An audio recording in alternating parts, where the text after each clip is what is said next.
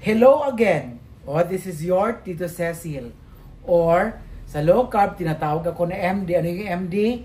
Mananayang Diyosa, mga bakla. Pero sa Bisaya, pwedeng murag doktor, charot. Anyway, let's continue on our discussion.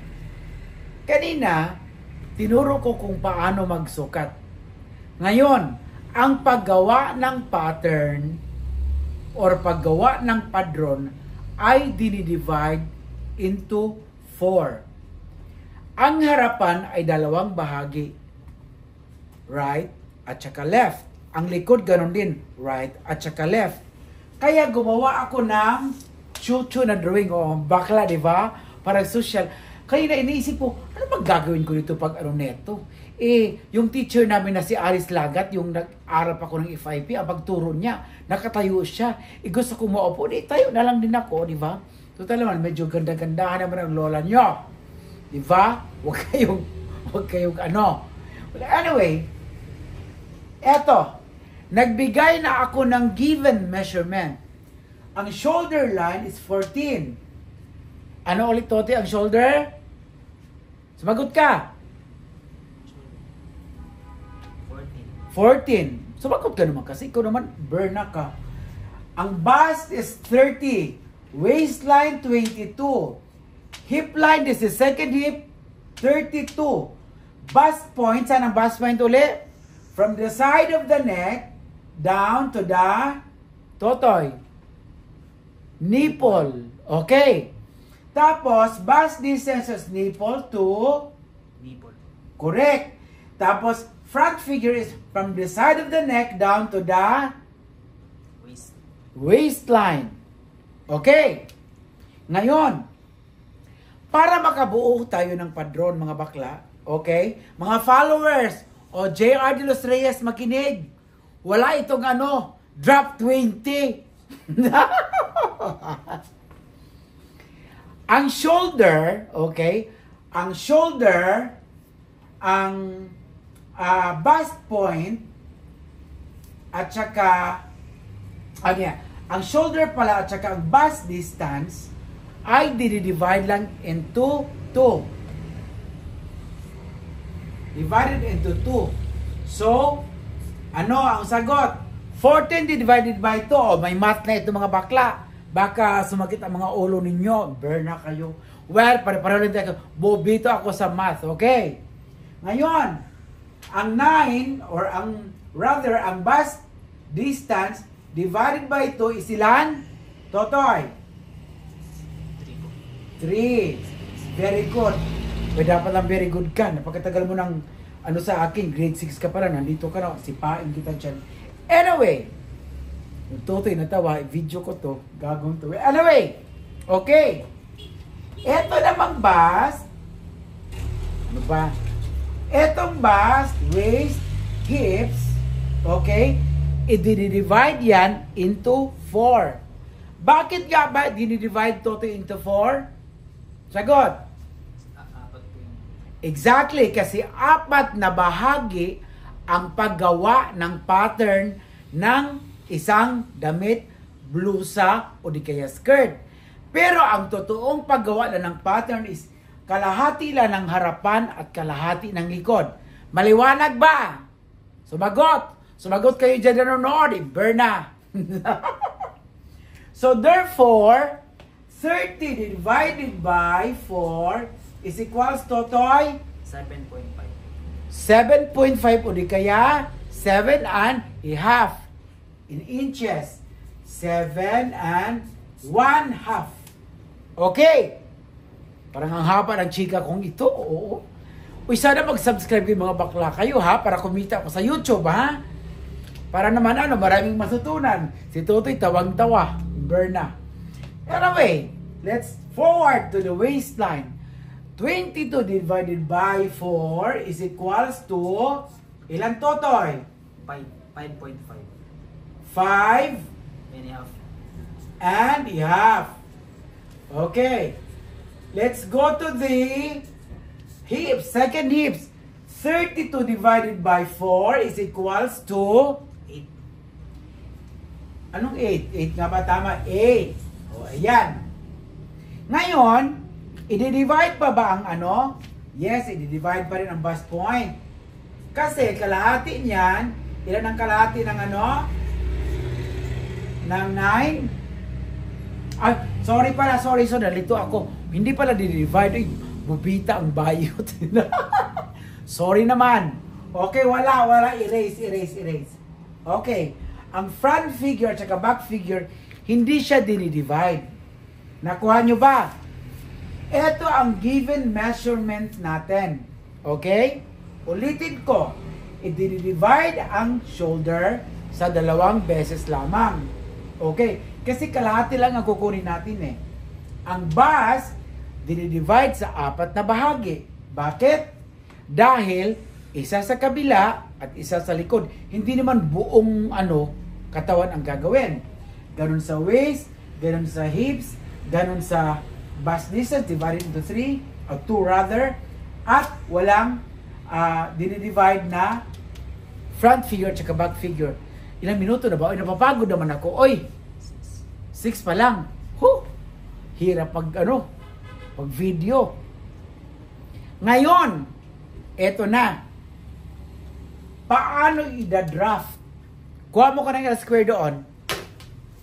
Paano i-draft? Sweetheart, nandun. Meron L-square dyan. Wala. Yung ko doon. Sabi sa Yuri. Ganito ang pag-draft ng paggawa ng blouse. Okay? Eto, totally ka. Tulungan mo ko. Ito na. Kung ganyan ang mo, gagawa tayo ng di ba? 4 na bahagi yon. Ganito yun mga bakla. Ganyan. Pero dapat, sana, ito, perfect na to na L-square eh. Perfect na yan, no? Pero para hindi kayo malito, ganyan. Hawakan mo nga ito. Hirap, no? Hirap maging teacher. Yan. O, di ba, bongga?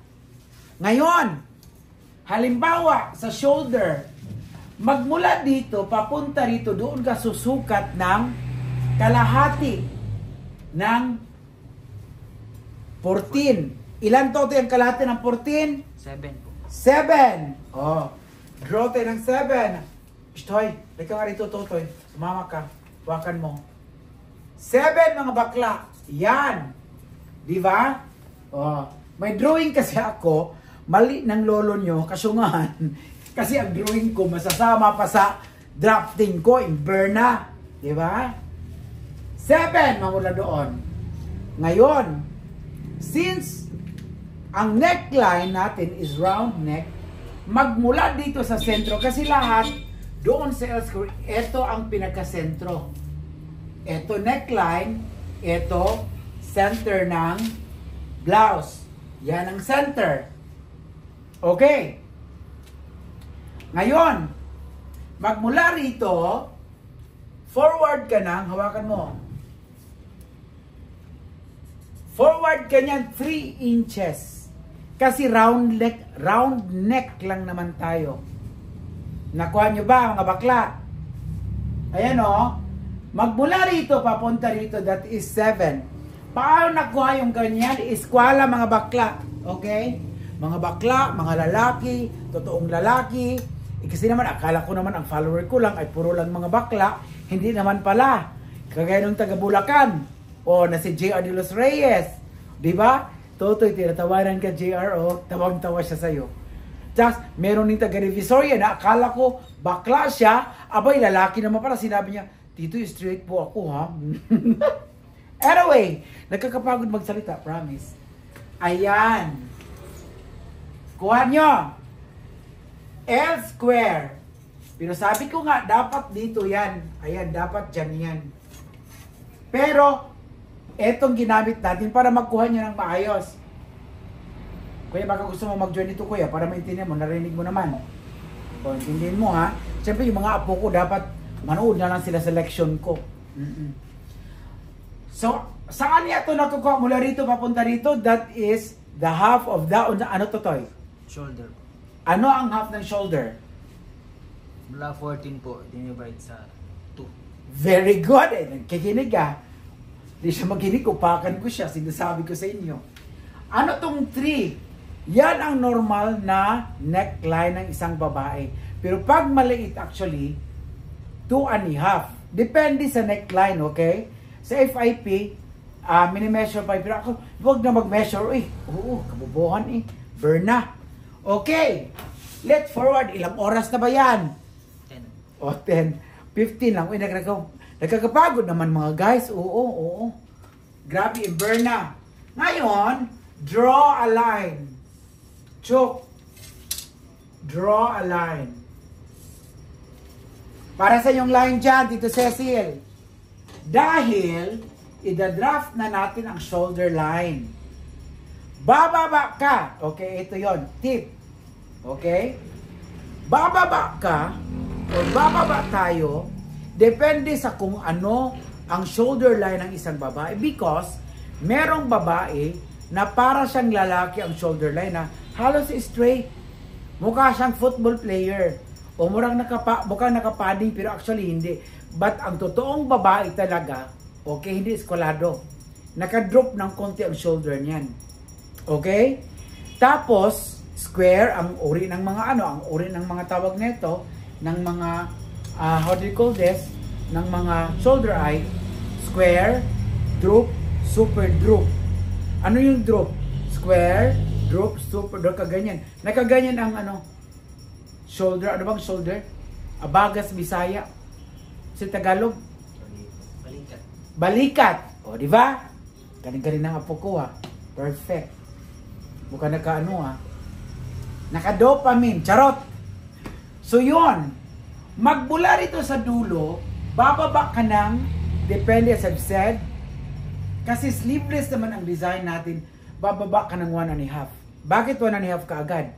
Kasi wala tayong padding. Pero pag gusto mo na mag-padding, edi 1 inch lang. Okay. So baba ka, assuming that this is 1.5. Ngayon, ang tagal mag-draft, no? Halika dito, Totoy. Hawakan mo. O diba, may kasama kong nagtuturo. Shook. O diba? Meron ka ng shoulder na bago. Yun talaga ang totoong shoulder, mga bakla. Di ba la? O. Ngayon, i-divide mo yan kasi napansin nyo ba? Merong ibang mga RTW na ang kanilang mga ang kanilang mga shoulder line, itong tahi dito, na andito sa likod. Kasi walang down, walang up. Dapat, dito, nagda-down ka ng 1/2 inch, here, here, nag-up ka ng 1/2 inch, here, at saka here. Ngayon, ganito ang paggawa niyan. Tulong ulit, Totoy. Chuk. Chuk. O, di ba? Bongga. Meron kang panibagong shoulder line. Ito, shoulder line para sa harapan. Shoulder line para sa likod. Nasundan nyo ba ako? Ilang oras na ba tayo? Parang nakaka-imbierna na. Mag-40 na. Painumin mo muna ako ng inumin.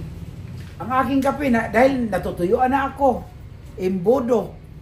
O, inom muna. Ang hirap paging teacher, no? Tapos, gusto ko pa mag-aral? Paano mag-aral? Kung bakit gusto ko mag-aral? Kasi gusto ko maging maging maestro. Pero, pwede na siguro sa aking pamamaraan na, sa aking nalalaman na simpleng nalalaman lamang. Ano bang gagawin ko kung hindi ako magaling mag-English? Pero nakakaunawa naman ang lolo niyo. Okay. So, ngayon, we have another shoulder line sa front, and this is the back shoulder line. So therefore, ito ay madi-disregard. Naintindihan ninyo? Okay. Ngayon, i-draft natin itong kanyang neckline. Magmula rito, papunta rito dapat, that is 3.5 inches. Tapos magmula dito sa point na ito, baba ka ng 3/4 inch. Ilang oras na ba? 15. O, tama na muna. Mapagod na ako. Oo, okay. So, to be continued ito mga bakla, okay? Follow for more. Bye!